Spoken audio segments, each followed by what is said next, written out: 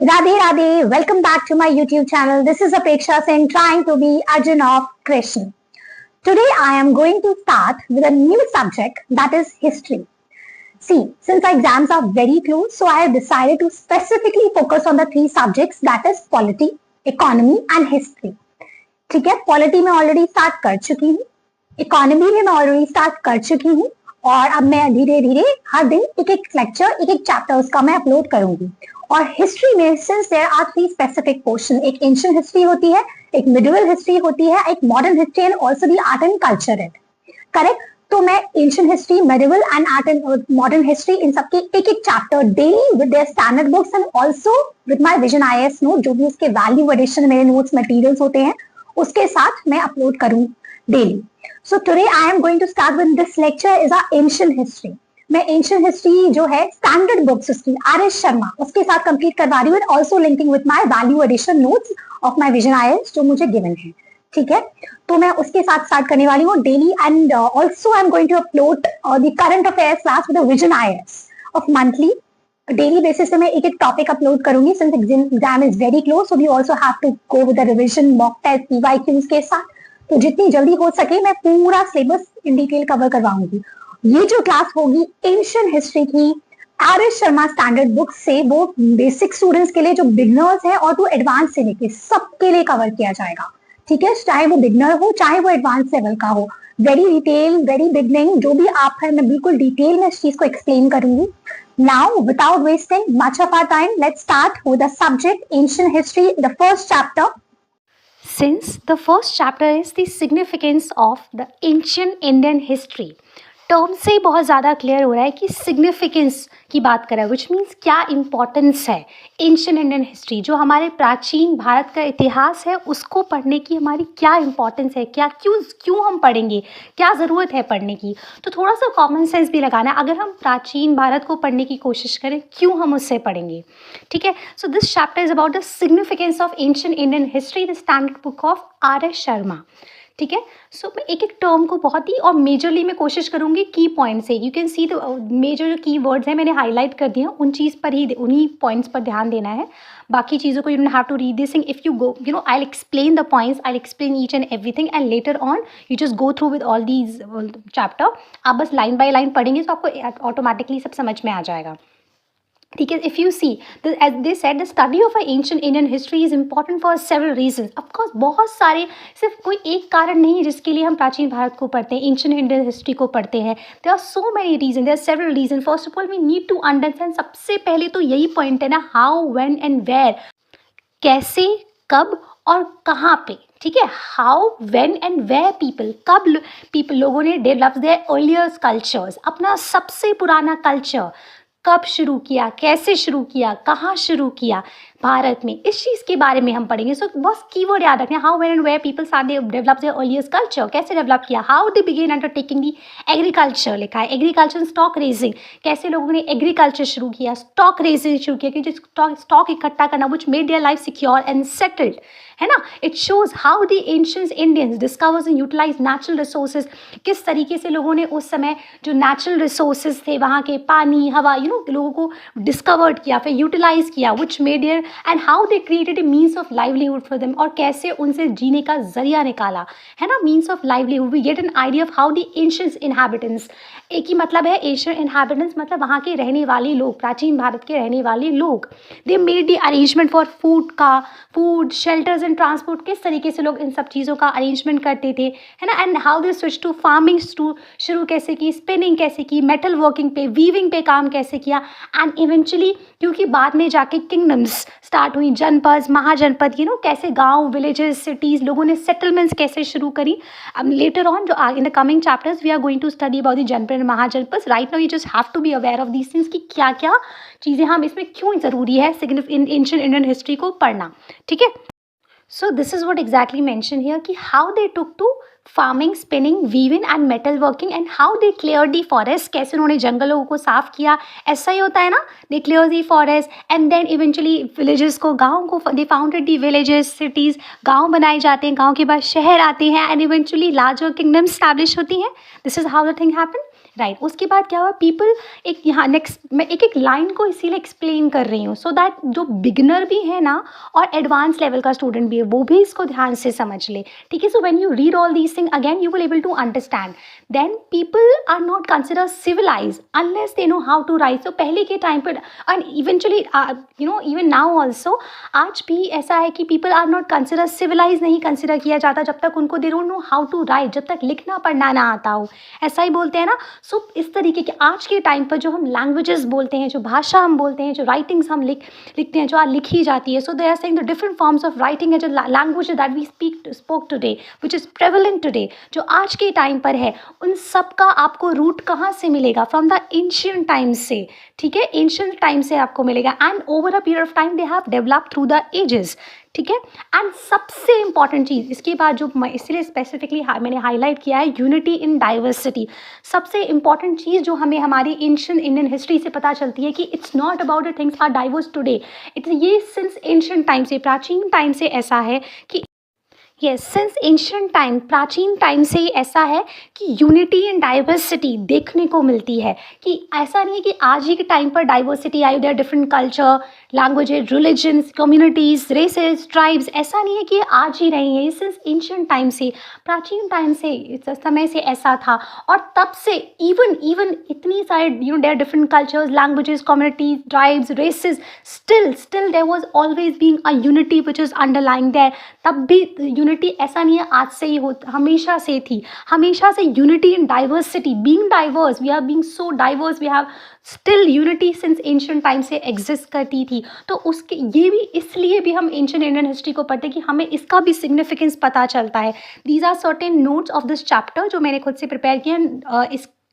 इसके जो मेरे PDF नोट्स हैं वो मैं मेरे टेलीग्राम चैनल पर मैं डाल दूंगी एंड लिंक मैं कमेंट सेक्शन में मेंशन कर दूंगी ठीक है so coming to this unity and diversity तो इफ़ यू सी अब मैं इसको एक्सप्लेन करती हूँ इनफैक्ट अगर हमारा जब हम कॉन्स्टिट्यूशन भी जब हम पढ़ेंगे तो उसमें सबसे इंपॉर्टेंट पॉइंट आपको यही देखने को मिलता है कि यूनिटी इन डाइवर्सिटी है यहाँ पे this is a constitutional provision है ना ऐसा नहीं है कि तो उसका एक सबसे इंपॉर्टेंट एस्पेक्ट हमें ये भी मिलता है कि अगर ये एक पॉइंट आता है कि इवन जो कॉन्स्टिट्यूशन में provision unity in being diversity है ना हमारा जो है वो हमने कहाँ से हमारी एंशियंट इंडियन हिस्ट्री से उठाया है ऐसा नहीं कि वो आज से ही है since ancient time it has been existing so let's read the points जो इसमें मेंशन है in ancient Indian history is interesting because many races and tribes intermingled in early India इसलिए भी पढ़ने के लिए इंटरेस्टिंग है क्योंकि बहुत प्राचीन टाइम से सिंस एंशियंट टाइम से बहुत सारी रेसेस बहुत सारे अलग अलग ट्राइब्स जाति है ना इंटरमिंगल मतलब एक दूसरे से घुल मिल जाना मिले इंटरमिंगल्ड हो जाते हैं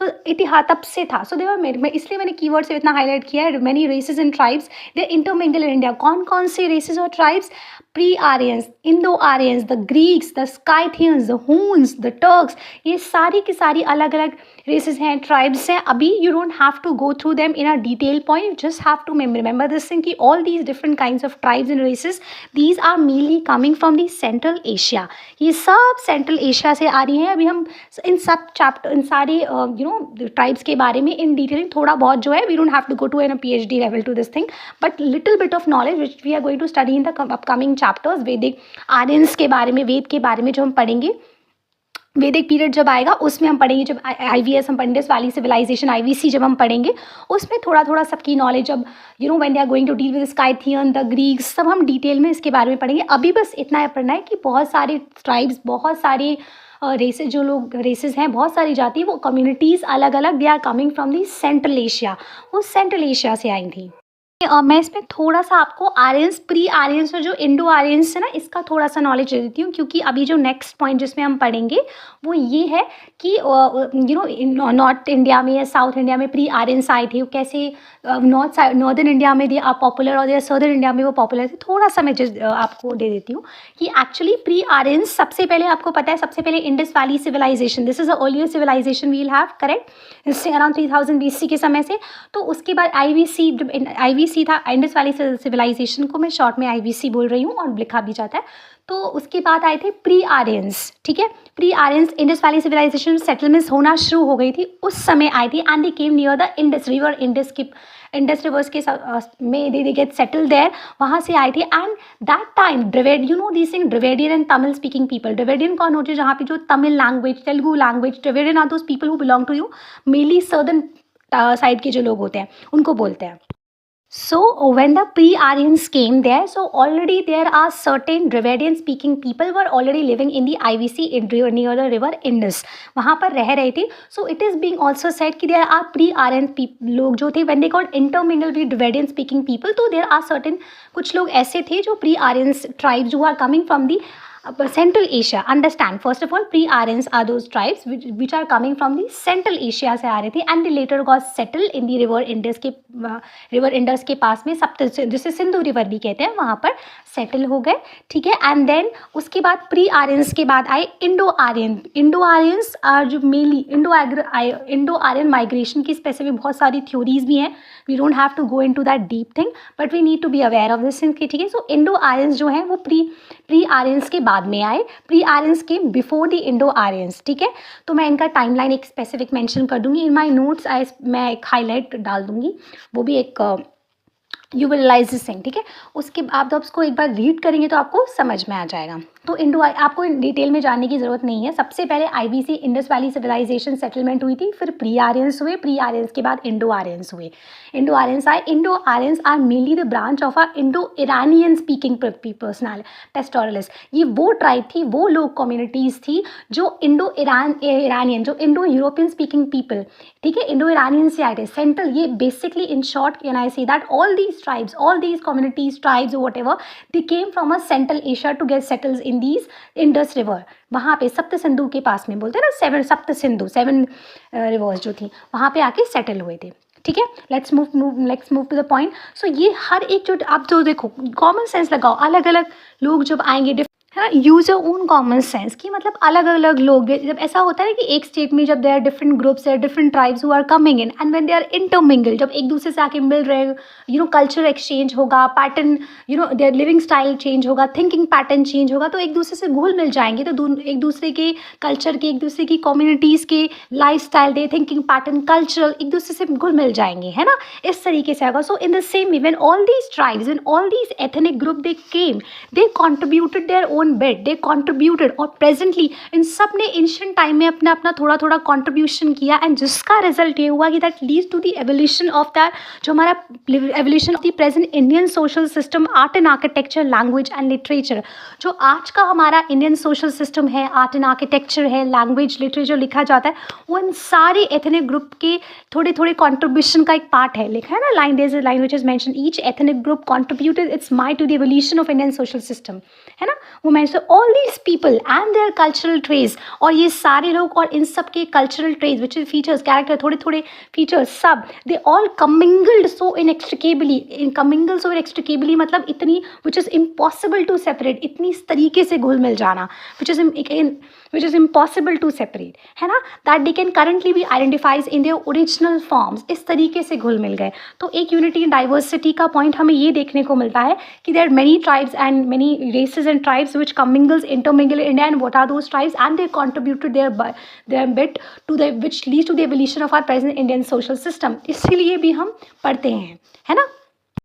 फीचर जो यूनिटी डाइवर्सिटी का देखने को मिलता है वो ये मैंने पहले इस मैप को ज़रा ध्यान से देखो, ये मैंने बहुत एक बड़ा सा पूरा पैराग्राफ था, because if I read by line you will get confuse, अगर कोई पहली बार पढ़ेगा ना तो कंफ्यूज हो जाएगा, इसीलिए पहले मैंने इसको एक इन शॉर्ट समरी तरीके से इन पिक्चराइज फॉर्म में मैंने इसको एक्सप्लेन किया है। पहले आप इसको सुनिए, उसके बाद when then you read that paragraph, जब आप पढ़ेंगे तो आपको समझ आएगा कि ये एग्जैक्टली क्या बोला है, बहुत आसानी से आप समझ जाएंगे, अदरवाइज डायरेक्टली उस पैराग्राफ को पढ़ेंगे you will get confused. So first of all listen it. तो if you see north side में अगर आप देखें, मैंने यहाँ पे लिखा है Vedic and Puranic culture, sorry for that cough. तो सबसे पहले मैंने नॉर्थ साइड में लिखा है वैदिक एंड पुरानिक कल्चर, है ना। वैदिक और Puranic culture which is written 300 to 500 BC के समय। सो ये आपको पता है वेद और पुराण जो सांस्कृतिक लैंग्वेज में सांस्कृतिक टेक्स्ट हैं उसमें लिखे गए हैं, which is representing north side, है ना। और pre Aryans, as I said, जो प्री आर्यंस है, Aryans they came into Sindhu river, वहीं पे सेटलमेंट हुई है नॉर्थ में, है ना। तो उधर वहाँ पे सो प्री आर्यन एलिमेंट्स जो हैं, सो आर्यन एलिमेंट को जनरली वेद पुराने कल्चर के साथ रिलेट किया जाता है ना। And pre Aryans when I said कि क्योंकि IVC Indus valley civilisation settlement already हो चुका था, उसके बाद प्री आर्यंस आए थे। By that time they were already वहीं during that in the Sindhu river के एरियाज में, in the land of Sindhu river what happened, there is a Dravidian and Tamil culture speaking people, they were already living settled थे वहाँ पे। So that's how they, तो pre Aryans जो थे वो intermingled हो गए इनके साथ, द्रविडियन लोगों के साथ। द्रविडियन आर दोज पीपल जो मेनली, अगर आप देखें मैंने मेंशन किया है, साउथ में अगर आप देखें तो वहाँ पे द्रविडियन एंड तमिल कल्चर देखने को मिलता है। Those who speak Tamil, Telugu बोलते हैं ना। और जब नॉर्थ में जो सबसे ज़्यादा फेमस जो बुक है वो कंसिडर की जाती है वेद और पुराणिक, है ना। तो ऐसे ही साउथ में के जो फेमस तमिल टेक्स्ट हैं, that is a Sangam literature कहा जाता है। तो इट इज़ सेड कि जब वेद और पुराण जो है, यहाँ पे देखो ना, वैदिक टेक्स्ट जो है वहाँ पर आपको द्रविडियन की नॉन सांस्कृतिक टर्म्स के बारे में सुनने को मिलेगा, विच मीन नॉर्थ में कि नॉर्थ की बुक्स में जो वैदिक पुराण है वहाँ साउथ के कल्चर के बारे में सुनने को मिलेगा। साउथ की जो बुक है यहाँ पे Tamil Sangam literature which was written around 300 BC and 600 AD के समय, वहाँ पे सांस्कृतिक टेक्स्ट के कुछ शब्द आपको देखने को मिलेंगे, है ना। तो उसके बारे में बताया। पाली और जो मुंडा लैंग्वेजेस हैं वो ईस्टर्न साइड में बोली जाती हैं। ईस्टर्न साइड हम सब ने सुना होगा बिरसा मुंडा के बारे में, सो ईस्टर्न साइड का है ये, है ना। तो ये छोटा नागपुर प्लाट्यूज, मुंडा, पाली लैंग्वेजेस। तो इस तरीके से what they are trying to say, unity and diversity, what they are trying to say is कि there are so commingling of the cultural elements from the north to south and east to west. ये unity and diversity दिखाता है कि since ancient time it has been existing, there always being a commingling of the cultural elements from the north and south and the east to waste. हमेशा से north के कुछ culture elements south से में mix हो, मिल घुल मिल जाते थे, और साउथ के कुछ एलिमेंट्स आपको नॉर्थ में, ईस्ट के कुछ वेस्ट में, वेस्ट के कुछ ईस्ट में, ईस्ट के कुछ नॉर्थ में, है ना, ईस्ट के कुछ साउथ में। तो उन सब के कुछ कुछ एविडेंसेस आपको वहाँ की जो लिटरली बुक्स हैं, जो लिटरेचर हैं, उनमें देखने को मिलेगा, उनकी लैंग्वेजेस में, उनकी भाषा में। तो people who use to live at that time, उनके कल्चर में देखने का थोड़ा थोड़ा ग्लिम्स आपको देखने को मिलेगा। This is what they have said, ठीक है। तो बोला है ना यहाँ पे कि यहाँ पे जो इंडो आर्यन कल्चर, सो इंडो आर्यन अभी मैंने बताया ना कि people who came from the central Asia से, जो नॉर्दर्न साइड में आए थे, वहाँ पर आपको देखने को मिलेगा there are certain, they speak a थोड़ा थोड़ा मुंडा लैंग्वेजेस के बारे में देखने को मिलेगा। And there are certain terms which were use, जो सिग्निफाई करते हैं यूज़ ऑफ कॉटन नेविगेशन के बारे में। और वैदिक टेक्स्ट में कुछ ऐसे नॉन सांस्कृतिक टर्म या पाली या द्रविडियन टर्म्स देखने को मिलेंगे जो पेनिनसुलर है, पेनिनसुलर एरिया और नॉन वैदिक इंडिया है। पेनिनसुलर यहाँ से डेक्कन से जो स्टार्ट होता है ना, होता है उस एरिया के वहाँ पे, तो उनके बारे में सुनने को मिलेगा। तो इससे पता चलता है कि किस तरीके से नॉर्थ की चीज़ों के बारे में साउथ में, है ना, साउथ में बताया गया है। और कुछ इंडो आर्यन कल्चर में कुछ आपको ईस्टर्न कल्चर के बारे में देखने को मिलेगा, दैट इज़ मुंडा कल्चर्स, के बारे में। और कुछ साउथ का भी देखने को, द्रविडियन कल्चर के कुछ पार्ट्स, कुछ ग्लिम्स देखने को मिलेंगे। तो इस तरीके से कहीं उनकी लैंग्वेजेस में, है ना। और फिर इसके बाद ईस्टर्न साइड में अगर देखोगे, इट इज़ बीइंग सेड कि कुछ ईस्टर्न रीजन जो था it is inhabited by the pre Aryan tribals, कि कुछ ईस्टर्न रीजन में प्री आर्यन जो ट्राइबल्स थे वो भी रहते थे। तो दे यूज टू कंटिन्यूसली वहाँ पे, तो they also contributed some to their society. उन्होंने भी हर जो ट्राइबल्स आई हैं सबने अपने अपना थोड़ा थोड़ा कॉन्ट्रीब्यूशन देखने को मिला है। So this is how it said कि किस तरीके से there was a remarkable feature of our ancient Indian culture का देखने को मिलता है, which is a commingling of the cultural elements from the north and south. Now read this paragraph. अब इस तरह पैराग्राफ को आप देखें। A remarkable feature, see this paragraph, a remarkable feature of ancient Indian culture has been a commingling of our cultural elements from the north and south and from the east to west। लिखा है ना कि सबसे best feature जो ancient Indian history का देखने को मिलता है वो ये है कि किस तरह से नॉर्थ साउथ और ईस्ट टू वेस्ट की कल्चरल एलिमेंट्स एक दूसरे से मिले थे। Now just read this line, Aryan elements which are equated with the Vedic and Puranic culture. अभी बताया ना मैंने नॉर्थ में, दैट पैराग्राफ जो आपने पूरा भी देखा, मैप में मैंने एक्सप्लेन किया था ना, उसी मैप में सेम वैसा ही है कि Aryan elements are equated with the Vedic and Puranic culture of the north and pre-Aryans they speak a Dravidian and Tamil culture of the south. अभी explain किया था मैंने. However, many Munda and Dravidian and other non-Sanskritic terms occurs in a Vedic text. है ना, कुछ मुंडा और Dravidian और non संस्कृतिक टर्म्स आपको वैदिक टेक्स्ट में देखने को मिलेंगे which was written 1500 to 500 BC. और वो टेक्स्ट जो है it indicates about ideas, institution, products, settlements के बारे में बताते हैं which are associated with the peninsula and non Vedic India. जो कि और वो सारे किस चीज़ के बारे में बताते हैं, पेनिनसुलर के बारे में. नॉन वैदिक इंडिया जो है मतलब साउथ का जो डेक्कन एरिया है उसके बारे में बताते हैं. तो कुछ नॉर्थ की किताबों में साउथ के का ग्लिम्स देखने को मिलेगा. Similarly many Pali and Sanskritic terms signifying ideas, institutions developed in the Gangetic plains appears in the earlier Tamil text called the Sangam literature. वैसे ही संगम लिटरेचर की किताबों में आपको पाली और संस्कृत के टर्म जो कि नॉर्थ के हैं वो देखने को मिलेंगे, जो कि वेद और पुराण के हैं वो और ईस्ट साइड के हैं देखने को मिलेंगे. और वो बताते हैं जो गंगा जो कि नॉर्थ साइड में उन चीज़ जो भी डेवलपमेंट्स वहाँ पर हैं उनके बारे में बताते हैं, है ना. So next word they have given the people of these area spokes Munda or Kularian languages. Several terms, there are बहुत सारे terms which is signifying the use of cotton, navigation, digging sticks. इन सब के बारे में in the Indo-Aryan languages have been traced to the Munda languages. I told you, मैंने बताया ना Indo-Aryan languages में Munda languages के roots मिलेंगे. Same, many pockets or many Munda pockets in a Chota Nagpur plateaus and remnant of Munda cultures in the Indo-Aryan cultures have been found. In the same way, Dravidian जो है Dravidian terms are also been found in the Indo-Aryan languages में. So whatever changes which took place in the phonetic and vocabularies of the Vedic, it is much more because of the influence of a Dravidian and the Munda. वही बताने की कोशिश की कि जो कुछ भी थोड़ा बहुत आपको चेंजेस या बदलाव देखने को मिलेंगे वो मेजरली ड्रविडियन इन्फ्लुएंस और मुंडा मतलब साउथ और ईस्ट का इन्फ्लुएंस है. ठीक है. नेक्स्ट पैराग्राफ इफ यू सी, ये तो बताता है यूनिटी एंड डाइवर्सिटी की इस तरीके से भी डाइवर्सिटी देखने को मिलती है.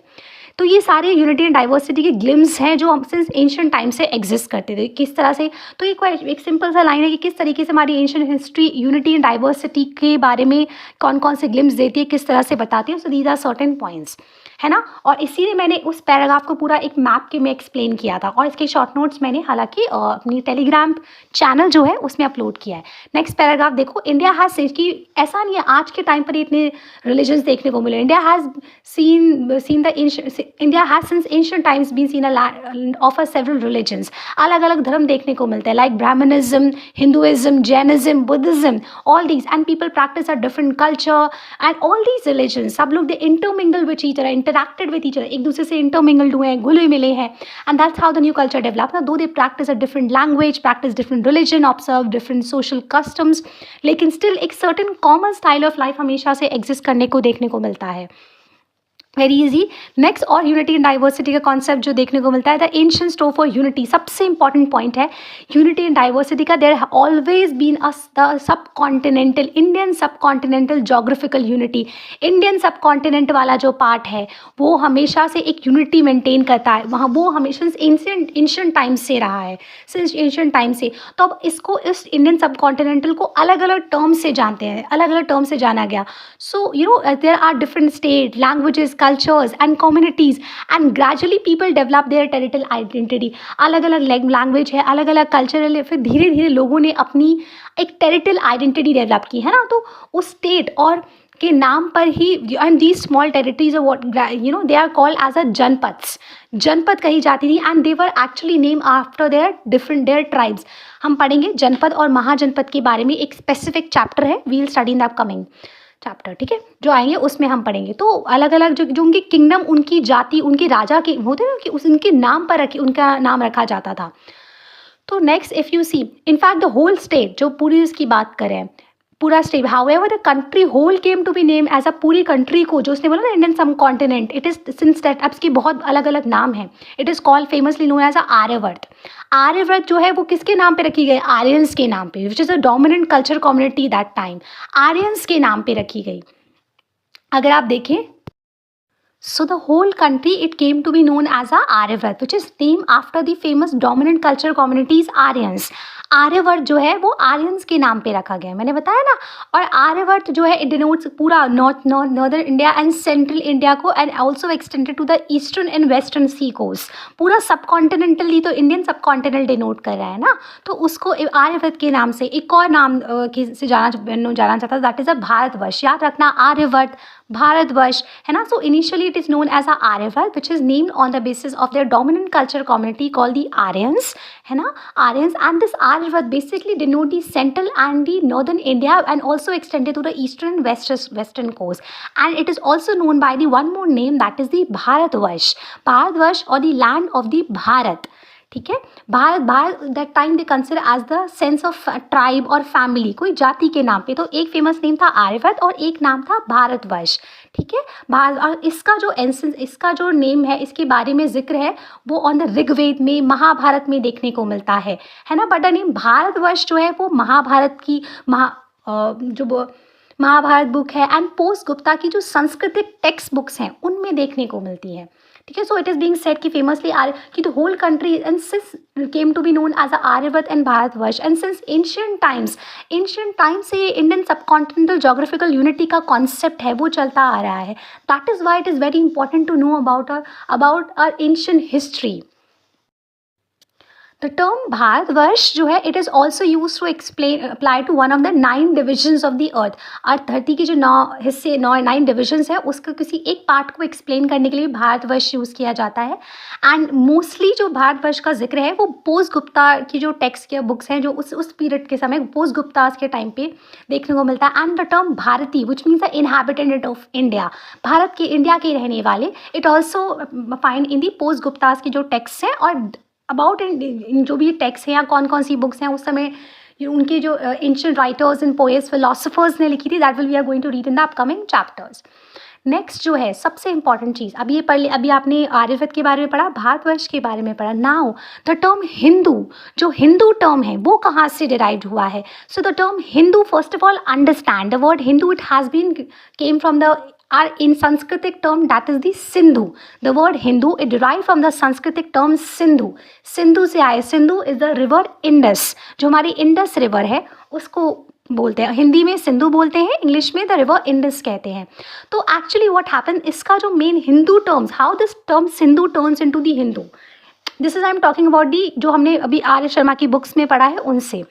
तो ये जो टर्म सिंधु है, सिंधु से हिंदू कैसे हुआ, तो इसका जो ओरिजिन है वो ईरानियन इंस्क्रिप्शंस में देखने को मिलता है, which was written at the time of this 5 to 6 century BC।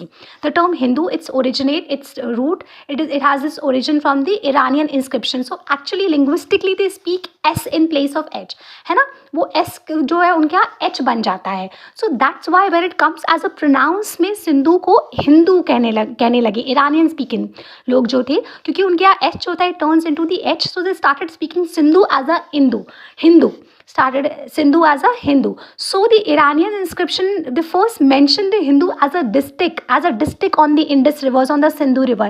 Actually इन्होंने हिंदू को सबसे पहले, जो उनकी ईरानियन इंस्क्रिप्शन जो उनकी बुक्स हैं उसमें हिंदू को एक एज अ डिस्ट्रिक्ट मेंशन किया था on the lands of Sindhu river, Indus river में, इस तरीके से। So it is initially it is neither a religion nor a community, just are decided as a territorial unit consider करी गई, है ना, टेरिटोरियल यूनिट बोली गई।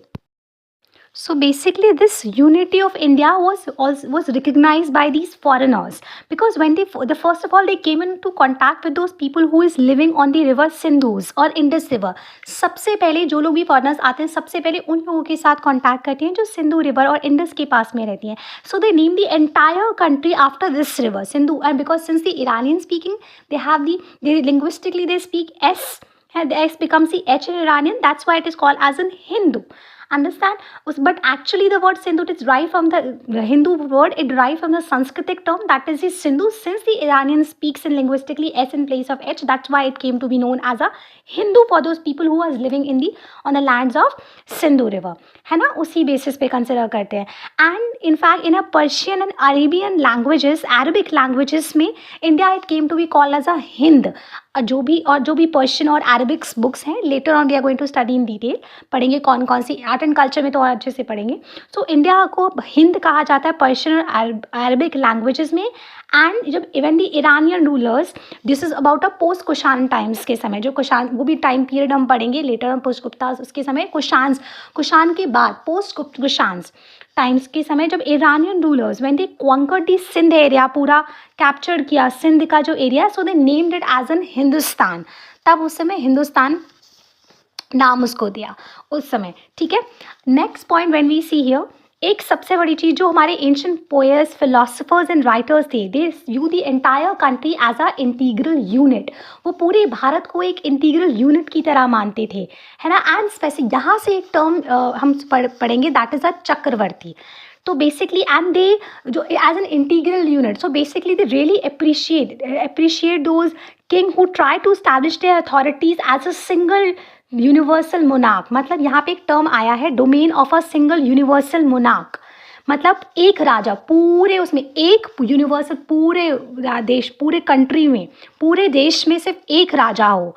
कहाँ वो, वहाँ से एक टर्म निकल के आया, that is a chakravarti. So in order to have a proper domain of a single universal monarch, the kings, all those who try to establish their authorities from the Himalayas to the cape Comorin, Himalayas in the north and cape Comorin to the south, you know south, and from the valleys of the Brahmaputra in the east, Brahmaputra in the east में, and to the land beyond the Indus in the west. और जो Indus है, जो waste में, मतलब north से लेके south तक, ईस्ट से लेके वेस्ट तक, जो भी राजा अपनी अथॉरिटी स्टैब्लिश करता था, they were called as a चक्रवर्तीज, उन्हें चक्रवर्ती सम्राट। तो this kind of political unity, this form of political unity was attained at least twice। Majorly जो कही जाती है एंशिएंट टाइम में, वो दो बार ही हुआ था। एक तो हम सबको पता है चक्रवर्ती अशोक, है ना, 3rd सेंचुरी BC में अशोक ने स्टैब्लिश किया था। He extended his empire over the whole of India to the extreme south, पूरे साउथ तक किया था। एक अशोका ने किया था। इनफैक्ट हिज इंस्क्रिप्शंस, उनके बहुत सारे अशोका पिलर्स आपने देखे होंगे। His inscriptions they are still scattered across a major part of Indo Pakistan में एंड इवन अफगानिस्तान में देखने को मिलते हैं इनके पिलर्स। एंड दूसरा 4th सेंचुरी AD में समुद्रगुप्त ने किया था। समुद्रगुप्त, इन सब के बारे में अशोकास का जो टाइम पीरियड है, जो डायनेस्टी पूरी रही है, समुद्रगुप्त की रही है, वो पूरा हम डिटेल में in the coming chapters we are going to study about it. तो पूरा Samudragupta he also carried his victorious arm from the Ganga to the borders of Tamil Nadu, पूरे गंगा से लेके तमिलनाडु, मतलब नॉर्थ से लेके साउथ तक पूरा एक स्टैब्लिश किया। और एक और राजा कंसिडर किए जाते हैं जो कि साउथ डेक्कन टाइम के थे, चालुक्यन किंग के राजा थे, that is a Pulakeshin king. तो वो साउथ के थे। He also defeated the Harshavardhana, he वो साउथ से थे। तो when he defeated the Harshavardhana who was also lord of the whole of south India, पूरे नॉर्थ इंडिया का राजा कंसिडर किया जाता था। तो जब पुलकेशिन ने, जो चालुक्य एक डायनेस्टी है, उनके राजा ने जब हर्षवर्धन को डिफीट किया, so it has also been said कि he also established almost this form of political unity, पूरी नॉर्थ से साउथ तक उन्होंने एस्टैब्लिश कर ली थी। So this is how it है। सो ये जो आइडिया था, that like this constituted a single geographical unit, एक पूरी सिंगल जोग्राफिकल यूनिट है, it has always been persisted in the mind of conquerors and our cultural leaders. वो हमेशा से हमारे कॉन्करर्स और कल्चरल लीडर्स के दिमाग में होती थी कि एक यूनिटी, एक पूरा पॉलिटिकल यूनिटी होनी चाहिए इस तरीके से। अब एक और यूनिटी इन डाइवर्सिटी देखने को मिलती है in terms of linguistic and cultural unity. तो उस टाइम पर, since the times of ancient times, प्राकृतिक language it served as a lingua franca. What does lingua franca means? Lingua franca is simply a language which is adopted as a common language between speakers whose native languages are different. मतलब जो अपनी अपनी कुछ native भाषा कुछ अलग अलग बोलते हो, लेकिन बोलने के लिए एक कॉमन भाषा का जब प्रयोग करें, लिंगुआ फ्रैंका। तो हमेशा से एंशिएंट टाइम में जो है, प्राचीन भारत में उस समय प्राकृतिक लैंग्वेज यूज़ की जाती थी। और सो इसका एग्जाम्पल देखने को मिलता है ना अशोकाज इंस्क्रिप्शन। सो अशोका की इंस्क्रिप्शन इज रिटन इन अ प्राकृतिक language in a Brahmani script में लिखी, जैसे आज देवनागरी स्क्रिप्ट है, वैसे ही ब्राह्मी स्क्रिप्ट लिखी गई थी, प्राकृतिक लैंग्वेज बोली जाती थी। उसके बाद लेटर ऑन गुप्ता पीरियड के समय संस्कृत भाषा का यूज़ होना शुरू हुआ। ठीक है, Sanskrit language is being speaking.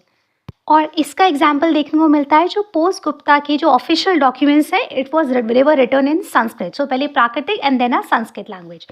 Next जो नोटेबल फैक्ट जो देखने को मिलता है, जो भी हमारे एंशिएंट एपिक्स थे, रामायण और महाभारत, वो ऐसा नहीं है कि सिर्फ नॉर्थ में पढ़े गए हों, with the same zeal and devotion के साथ in the land of Tamils as in the intellectual circles of Banaras and Takshashila. जितने ही सेम ज़ील और डिवोशन के साथ वो बनारस और तक्षशिला में पढ़े जाते थे, उतने ही सेम डिवोशन के साथ तमिल में। इनिशियली दे वर कंपोज इन अ संस्कृत लैंग्वेज, इनकी जो इनिशियल ओरिजिनल वर्जन है वो संस्कृत में लिखी गई थी। फिर उनके जो वर्जन है इन एपिक्स के, they were publish in a local languages, in a different local languages में लिखे गए। सो दिस शोज़ कि कितना किस तरीके से यूनिटी एंड डाइवर्सिटी है, कि नॉर्थ किस तरह से साउथ में, साउथ किस तरह से नॉर्थ में है। So these Indian culture and values were ideas, no matter the form in which these Indian culture values and ideas were express, लेकिन जो उनका सब्सटेंस होता है वो largely throughout the country it always remains same, वो same रहता है। The next para which is mention कि हाँ, हमेशा से इंडियन सोशल सिस्टम में एक peculiar type of social system देखने को मिलता है, जहाँ नॉर्थ इंडिया में कास्ट सिस्टम, जिसे वर्ण सिस्टम भी कहते हैं, है ना, ब्राह्मणिज्म है, ब्राह्मण्स होते हैं, फिर क्षत्रियाज होते हैं, वैश्याज होते हैं, शूद्राज होते हैं, वो हम पढ़ेंगे डिटेल। वर्ण सिस्टम लिटर वैदिक के पीरियड में आपको देखने को मिलेगा, हम पढ़ेंगे इसके बारे में। तो इवेंचुअली वो इनिशियली नॉर्थ इंडिया में इस्टेब्लिश हुआ, उसके बाद eventually spread throughout the country and it also has influence over the later on the Christians and Muslims. Coming to the, लेकिन सबसे the relevance of the past to the present जो देखने को मिलता है, सबसे ज़रूरी है क्यों past, use on common sense कि पास्ट को क्यों पढ़ना ज़रूरी है प्रेजेंट के लिए, so that we can understand the present properly, ताकि हम आज को समझ सकें। जब हमारे ओल्ड पैटर्न्स पता होंगे, ओल्ड स्टोरी, जो भी हमारे old thoughts in generally, I am just explaining कि जो हमें ओल्ड थॉट्स पता होंगे, हमारे पुराने एक्शंस, पास्ट के एक्शंस को, पास्ट के थॉट्स हमें पता होंगे, तभी तो हम आज की प्रेजेंट की प्रॉब्लम्स को समझ सकेंगे। Because what ever present form which is currently we have been living in, the current reality which we are facing, ultimately these are the reflection of our past thoughts, past assumptions, जो भी है, या past actions है, उन्हीं के तो है ना।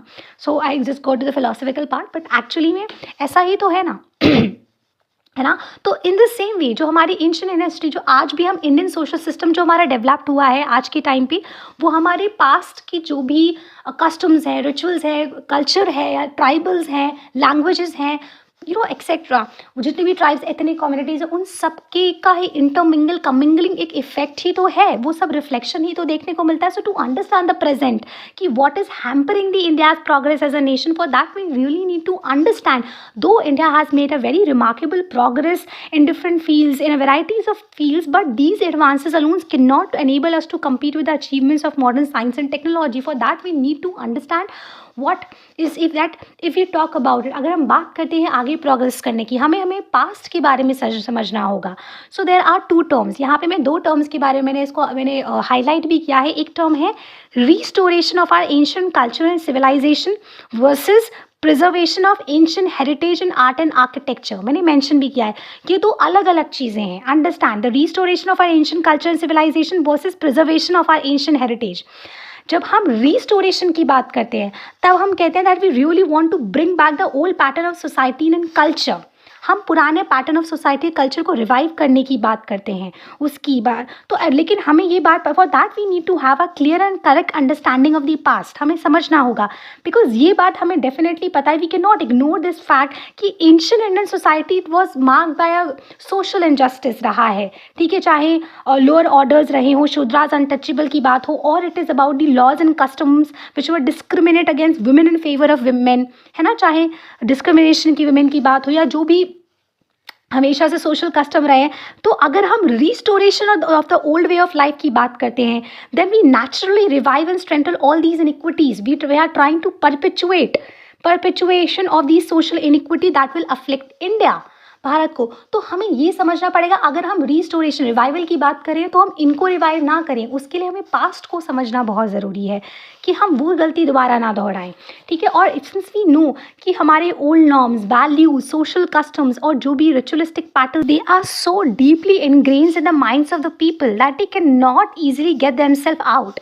मतलब जो भी हमारे हमारे जो प्राचीन जो वैल्यू सिस्टम था, कल्चर, सोशल कस्टम था, वो इस तरीके से लोगों के दिमाग में इनग्रेड हो चुका है. सो so all these things, so in order to progress, in order to develop, it's very important that these vestiges of these past are eradicated from our society. बहुत ज़रूरी है कि ये सारी चीज़ें ख़त्म की जाएँ.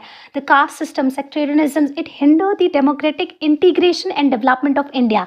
This line which I have underlined, highlight जो मैंने करी है, इसको आप एज अ कहीं किसी भी लाइन में कंक्लूजन के समय जो हम सोसाइटी में जब मीन्स आंसर राइटिंग है समथिंग, तो you can highlight these points. इसीलिए मैंने इसको हाईलाइट किया. इस तरीके की लाइन्स आप लेटर ऑन यूज़ कर सकते हो. सो इसीलिए relevance of the past important है टू, एंड देखो मैंने हाईलाइट किया है, to deeply examine the root of these prejudices and discover the causes that sustain the caste system subordinate women.